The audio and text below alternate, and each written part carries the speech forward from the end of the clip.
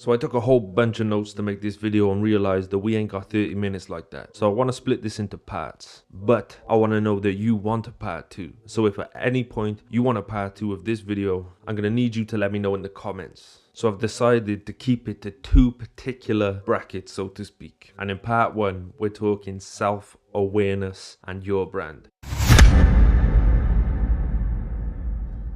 Now, as far as self-awareness goes, it is so easy to fall into the trap of being like everybody else. That's because we're so exposed to it that half the time we don't know what we're being influenced by. Just subconsciously we're picking up shit left, right and center. So whether it's your music sounding like everybody else, your image is looking like everybody else, the way you promote yourself is looking like everybody else, and just who you are as a person is beginning to be a bit more like everybody else. Now there's some gray areas here because you've got to some extent be plugged into the culture, because you need to have your finger on the pulse and know what's going to move and what's not going to move, what's working and what's not working. Now the problem is that if you are plugged in like that, you're gonna pick up a lot of shit and not even realize it. And that's where self-awareness comes into play.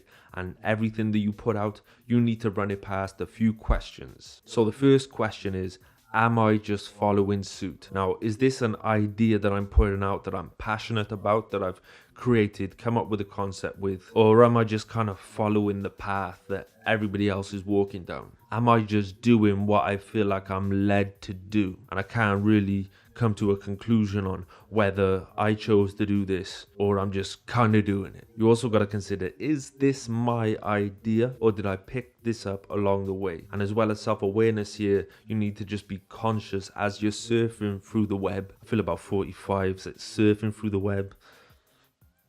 But you just got to be on point. Be out there for research purposes and don't get too caught up in it. Similar to the last point, you got to ask yourself, has anybody else done this? And I know to some extent that no idea is original, but you just got to look at what's around you, who's around you, even some of the major artists. Because you might just be doing what someone else just did. And if you do it after them, you're going to look like you're copying them and you don't want that. So just do your research, do your due diligence. And also you've got to ask yourself, does this express who I am? Often being plugged into the culture, we start putting out stuff that we feel like people are resonating with because they're getting it from other people and it's what's popular, rather than something that we think is cool and that we have a connection with and that we feel great about putting out. This is where we're usually in sort of a competitive mode.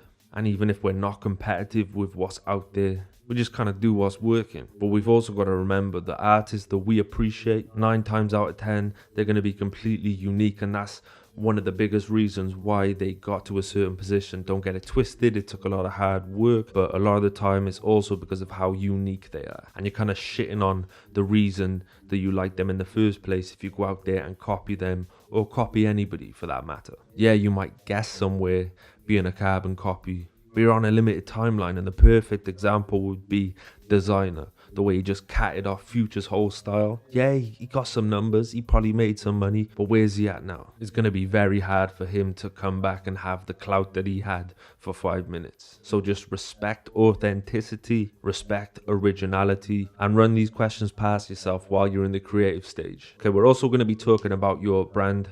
And the first thing I want to talk about is image. And it's not the biggest aspect, right? Because people of all walks of life have succeeded in rap with all different kind of images. But you know, star quality comes with a certain level of individuality, comes with a certain amount of sauce. And if you're a kind of plain t-shirt wearing, normal haircut having kind of person, it's going to be hard to just stand out, whether that's in person or online. And I think the perfect example is an artist that I've worked with over the years that goes by Pushing Positivity. He used to cut his own hair, so he just have a number all over, and he used to dress kind of chill. And then one day he just realized, look, I gotta do something to stand out. And he switched his image up, and he didn't do anything crazy. He just started going to the barber, he left his hair grow a little bit more on top, he got a little parting, he had the little comb over going on, he wears Snapchat glasses everywhere he goes, dresses a bit more fly. And now when you look at him, you see someone who is in rap. You can tell by the sauce and the swag that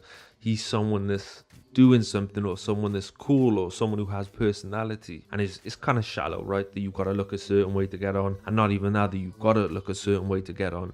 But if you look at all the big people, they just got a unique identity.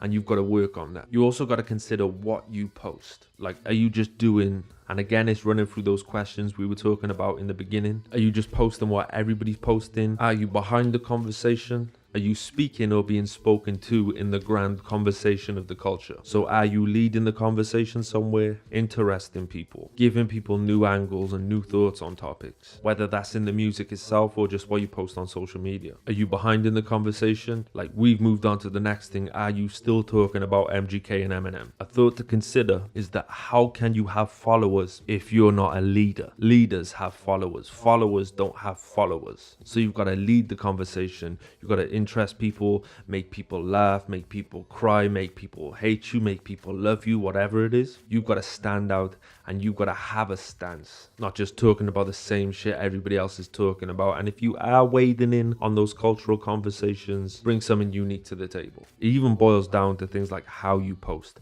like the punctuation you use. And I know this sounds petty, right? But this is chess and every single move is important.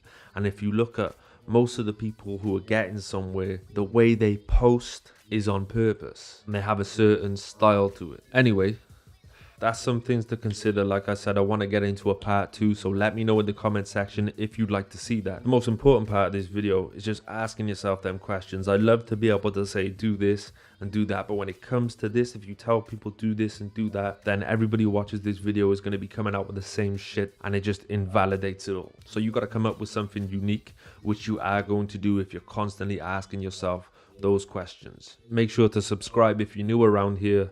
Plenty more content coming. It's Daniel J. Scott. Don't get mad.